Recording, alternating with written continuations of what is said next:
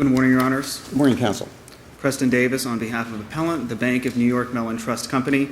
This is an appeal of a final order entered subsequent to trial granting relief for the appellee on all of its counterclaims and finding for the appellee on its affirmative defenses and denying the foreclosure judgment for the appellant in this case. Do you want to reserve some time, Counsel?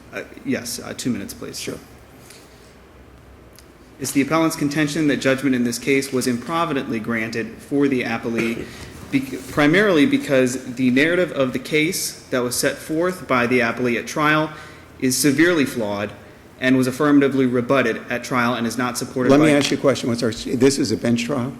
Yes, Your Honor. And what's our standard of review on a bench trial? There are multiple standards of review in play here. With regard to issues of factual dispute, which would be in play here primarily regarding the counterclaims and the issues of payoff and settlement, the standard of review would be for competent substantial evidence. However, which means what?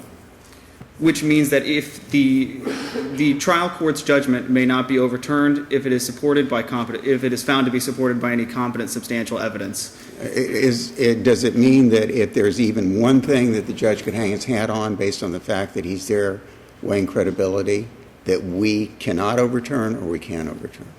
The standard is for competent substantial evidence. It's more than a mere scintilla. This is for evidence that is it's not merely one thing potentially, but it is for evidence that actually is substantive in this matter.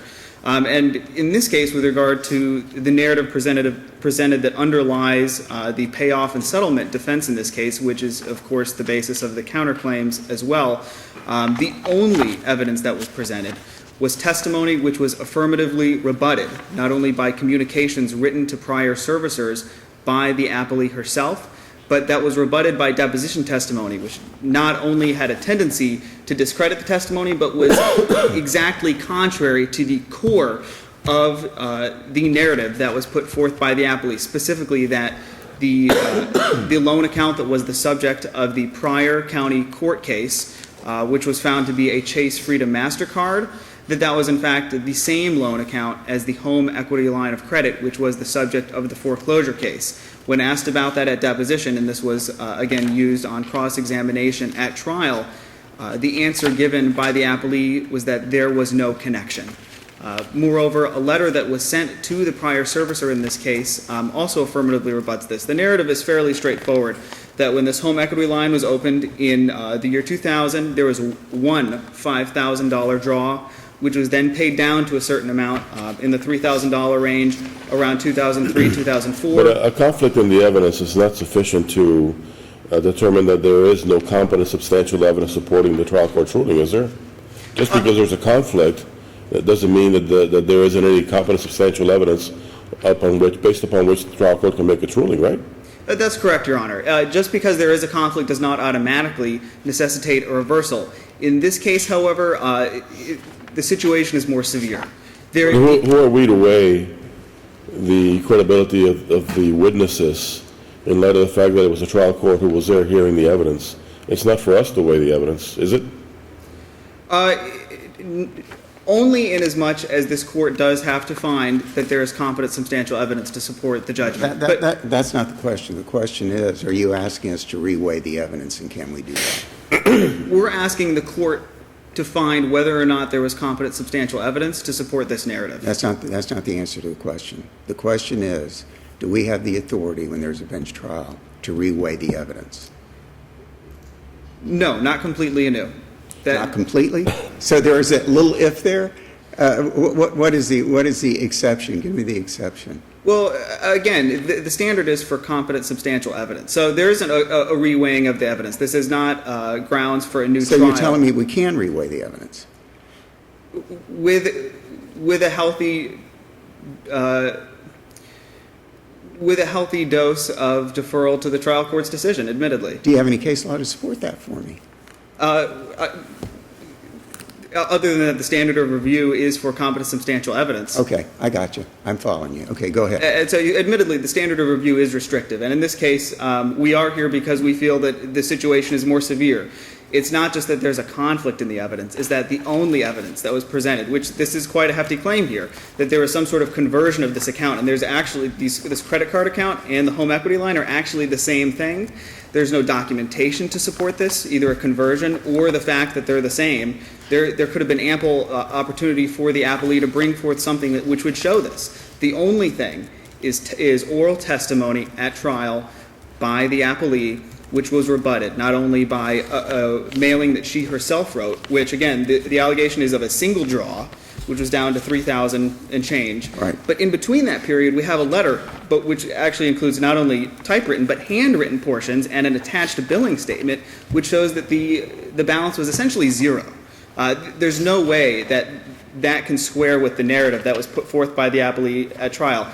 In addition, of course, to the direct impeachment that was provided by the deposition testimony.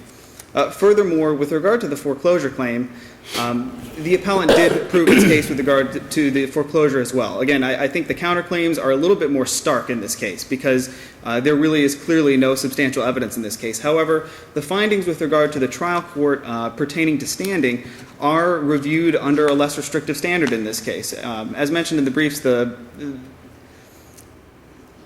final judgment stated that the plaintiff did not have standing as a matter of law, but even if the court were to find that this was instead a judgment that was drawn from undisputed facts, which the appellant holds that these are undisputed facts in this case. We know that there's a chain of assignments. We know that there's a chain of endorsements. Do you all agree on whether the signatures on the allonges are original? No. However, so then the case isn't being tried on undisputed facts, unless you're saying that that's irrelevant. Well, our contention is with regard to the endorsements on the allonges, that as a matter that legally a challenge was not sufficiently brought forth at trial. Do you agree that that is a relevant fact, whether the endorsements contain original signatures or facsimiles? No, to the extent that a valid signature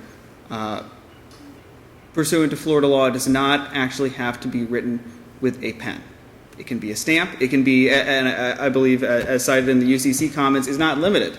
There's not a limit to what it can be. Did the court make a finding that they were not original signatures and that there was insufficient evidence that the person whose name appears on there authorized or signed that document? To my memory, there was not an explicit finding as to that issue, which again is one of the issues here. The trial court's judgment simply did not address that issue, which certainly would have been helpful, on review in looking at this issue. Yes. But as a preliminary matter, there was not actually evidence presented to support this. The only evidence was that the two signatures of Michael Beasley on the second and the third allonges looked remarkably similar. Well, the court found they were identical. Or at least it appears that there was argument that they were identical. There was argument presented that they were identical. I don't know that the court found that. Again, we're having to draw out from the court's statement that as a matter of law, there was no standing. But again, evidence wasn't presented on that, and the case law is clear that in order to do a handwriting analysis, and again, this is I was not able to find a case with these exact facts where it was comparing two handwriting samples from the same individual. But there is case law concerning handwriting comparisons in general, which cannot be simply made by the trier of fact. Expert testimony is necessary. Furthermore, as stated, stamps are also valid. I think I may be running short on time here. You're running short on time. Give us, if there's, you feel you need to make at this point, go ahead, or in conclusion, and we'll give you some rebuttal time also. Thank you, Your Honor. Okay. But in conclusion, primarily because of the flawed narrative that supports the vast majority of the affirmative defenses and all the counterclaims, judgment cannot be entered with regard to the counterclaims in this case, which again are completely separate matters than the foreclosure, different elements, different causes of action. With regard to the foreclosure judgment, which is reviewed under a less restrictive standard, as a matter of law, the plaintiff in this case did have standing.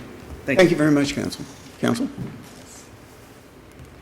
Good morning, Your Honors. May it please the Court. My name is James Parado, and I represent the appellee, Joanna Parker, in this matter, and I was the trial attorney below. Could you address what evidence there was to support the counterclaims that the court found in your favor?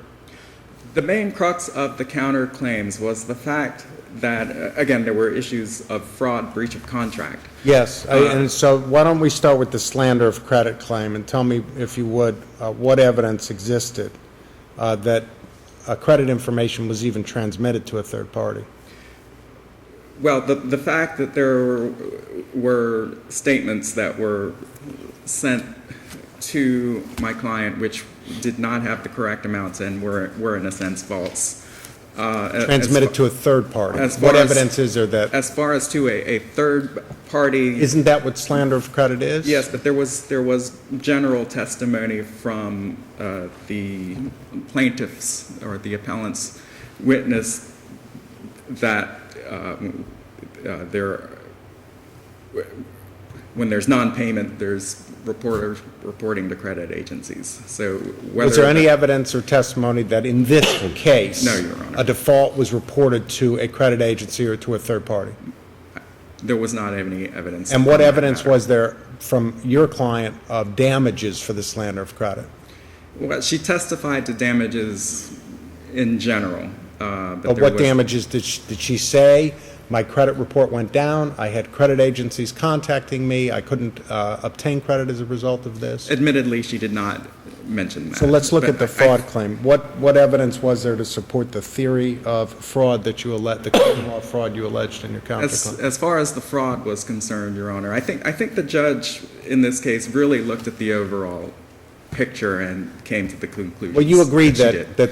that we review this for competent substantial on your counterclaims, true? Yes, that is. So tell me what that is competent substantial evidence there is in the record to support a finding of fraud. As far as fraud, the evidence showed that the plaintiff, the appellant, could not prove the amounts that were owed, and they were representing to my client that she owed a certain amount by sending to her statements which were false. And that was the basis of the false And what statements. evidence is there that the bank knew that those statements were false at the time they sent those Well, statements? they either knew or should have known that these statements were false, just based upon the overall record. When the servicer took the loan over, that's Green Tree, when they took the loan over in 2009, they failed to properly verify that the loan that they were taking, they failed to verify whether or not there was actually a balance. I think when you go through the testimony, the witness was not able to sufficiently explain how they verified the balance or when they boarded the loan. Go ahead, Go I'm ahead, sorry. no. He wasn't able to testify as to how it was done below, or if he had any personal knowledge as to how it was done in the other company, am I correct? Well, both. I mean, she did not have any knowledge. She did not work. There was testimony Right. elicited. She did not work for the prior servicer. And also, when she was going through her testimony, it was really just general statements, a regurgitation of what the statute provides. There were no specifics. I know that's a disputed issue of fact, and I think the judge properly weighed the evidence and found that the witness was just not credible. And So she- I need to roll back just a moment. So anytime a bank sends a statement to a homeowner, to a borrower, that the borrower disagrees with the amount or the fees or the costs or the interest rate or anything, a common law fraud claim can be alleged if there's a disagreement between the parties? Not in every case, Your Honor, but in this case specifically, it should have been clear. It was, I think, reckless what they did and what they're doing. Where's the act in reliance thereon? Don't you need to establish that your client acted in reliance upon the false statement made by the bank? Well, Just tell me what evidence there was in the record that your client acted in reliance upon that false statement. right. I'm not sure, Your Honor. I'd have to go back and look at the record, but All right? But again- How about the action for accounting, the counterclaim for accounting? What evidence was there to support an inadequate legal remedy to support an action for accounting? well, there was never a proper accounting done. The balance should have been reflected as a zero balance because she had paid it down. So there is evidence and testimony regarding that, and the bank could never prove that one of the things that really stuck out in the case was the fact that there was testimony that she never paid the loan, made any payments on the loan from a period of 2007 to 2009 or 2010. There was a period of 2 or 3 years she didn't make the payments, yet down the records showed that she was making payments, and the judge asked, the appellant, what evidence do you have that payments were actually being made? So there's evidence there that there was something wrong with this loan, and the judge found that the plaintiff's testimony just was not credible in that regard. How about the breach of contract action? The breach of contract, the lender has Who's the lender? Who are we talking about? the servicer, Greentree, right? Greentree. Was there a contract between Greentree and your client? There was not, but That was your whole argument for standing, right? Or at least part of your argument. well, the Greentree is an agent of the owner and holder of the note. Is there a contract between Greentree and Parker and your client? There is a contract. There's a note and a mortgage, and Greentree is bound by the note and the mortgage. They're trying to enforce it, so my client can bring defenses to the note and the mortgage, and that being that in this particular instance, the note requires that you send statements that are correct and accurate. So what was the contract between Parker and Greentree? I'm not sure I followed. It's the note and the mortgage that is being enforced. The contract is the note and the mortgage. Greentree isn't, there's not an, So you agree there was a contract between your client and Greentree? no. I'm saying. In fact, you contested the existence of a contract between the two. No, I'm saying that to the extent that Greentree is claiming there's a contract. Did the court implicitly find there was not a contract? The court implicitly found that there was not an amount owed, and Greentree was trying to enforce an amount that was not owed under the note and mortgage. So the as a corollary, does it mean that the court inferentially found that there was no contract between your client and Greentree? I'm not sure what the court had inferred in that instance, but the court did. Could it be rule that there was- reconciled? Could the court have found the existence of a contract and still found for you on their foreclosure claim? If the court believed that the note and mortgage were enforceable and there was not a balance, then yes, because the note and mortgage would constitute the contract. Did the court find that the mortgage was unenforceable in this case? Implicitly, the court did find that, and it may have been for other reasons. Well, actually, We don't know. this is the last question I need to ask you about. In the final judgment, the court, although it found that the plaintiff did not have standing, went on to find that the mortgage shall be unenforceable against the defendant. The mortgage shall be unenforceable against the defendant. It didn't say that the plaintiff, in this case, shall not be able to enforce the mortgage against the defendant. It said the mortgage shall be unenforceable. Can you tell me how that we can sustain that language in this judgment, given the court's finding of no standing by the plaintiff?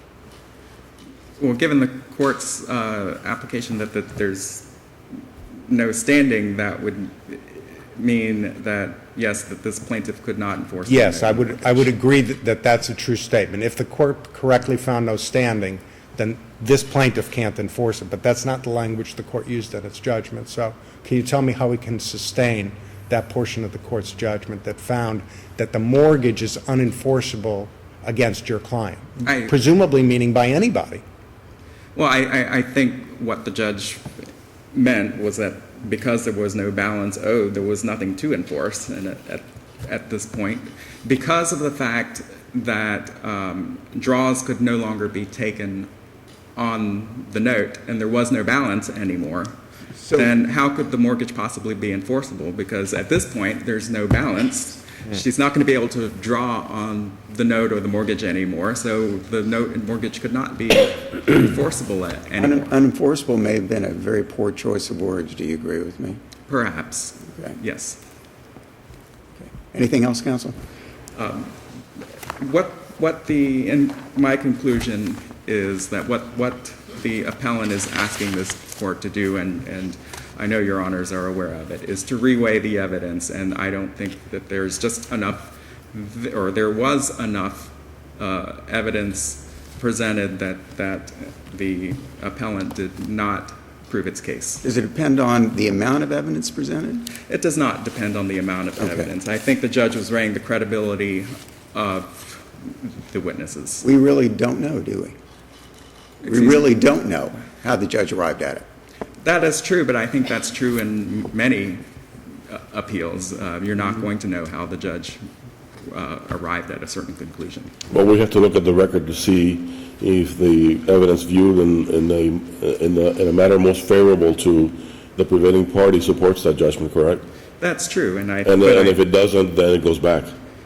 perhaps, but I do believe that the evidence below shows that the Although, trial judge had reasonable. although as Judge Enos asked you to recite the evidence, you were not able to do that, to point out which evidence supported the claims. Maybe that, certain specific instances, but I think the overall picture was, in the trial judge's mind, again, we don't know, but in the trial judge's mind, when you weighed everything that was before her, But that found it. doesn't really work in a case in which a trial judge doesn't make any findings of fact in the judgment, because then it's our job to look at the record and see what could possibly yes. support that judgment. So we actually look through the entire record for that purpose, right?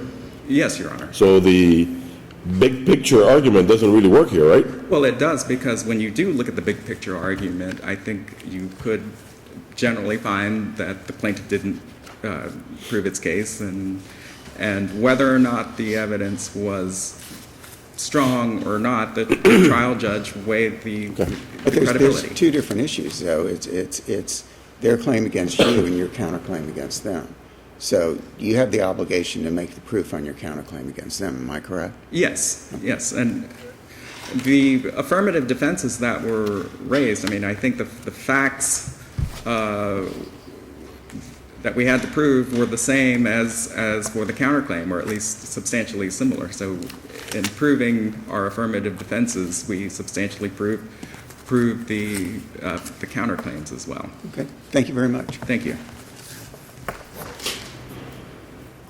As the court pointed out, there are separate elements for each of the counterclaims which were not proven. With regard to slander of title, the only testimony on this issue is on... You need to be back at the podium where I can't hear a word you're saying. I apologize, Your Honor. On page 79 of the transcript, there was a question asked to the witness concerning whether or not there was a negative credit reporting. And all that the witness said was she had reviewed a credit report that said delinquent. And the next question was, what is your, I'm paraphrasing, what is your impression of the effect of a negative credit report? And all that was said was negative. That's it. That's the evidence in support of slander of title. The fraud claim is even more interesting. In Slander of credit? Slander of credit. I'm sorry, slander of credit. Slander of credit. The fraud claim is even more interesting. The claim for fraud as If you need to get your book and move it to the podium, do that. certainly. But I mean, it's just I need you to use a microphone, that's all. Thank you, Your Honor. On page 207 of the record, within the appellee's counterclaims, the fraud claim is actually that Greentree, the false statement was that Greentree made the impression on Parker that the voluntary dismissal that was provided in the county court case was actually a satisfaction. That's actually what the fraud claim is. No evidence on that was elicited at trial whatsoever, that Greentree provided a voluntary dismissal whatsoever, or made some representation that that constituted a satisfaction in this case. So in short, I think this was touched on by the court, but the actual elements of those counterclaims, as a separate matter from the flawed narrative underlying them, the counterclaims themselves were not proven up. Furthermore, just touching on it briefly, I know there's considerable discussion in the briefs, but the business records exception with regard to the payment history was in fact met here. This was more than just a conclusory statements. There was not only a discussion about the length of the boarding process when the loan was boarded, but that there were verification procedures, which is the distinguishing feature in all of the recent case law on this point. And in fact, in Holt and in Hunter, that is actually how WAMCO and its progeny are distinguished, because there was not a discussion of verification of accuracy by the current servicer. And this was definitely testified to in this case with regard to other details that showed knowledge, such as names of supervisors and the like. Finally,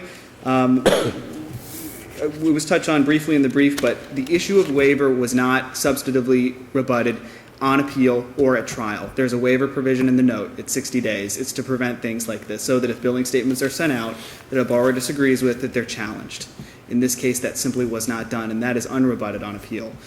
So for these reasons, we'd request the court reverse the judgment as to the foreclosure and the counterclaims. Thank you, counsel. Thank you. Thank you You both. both.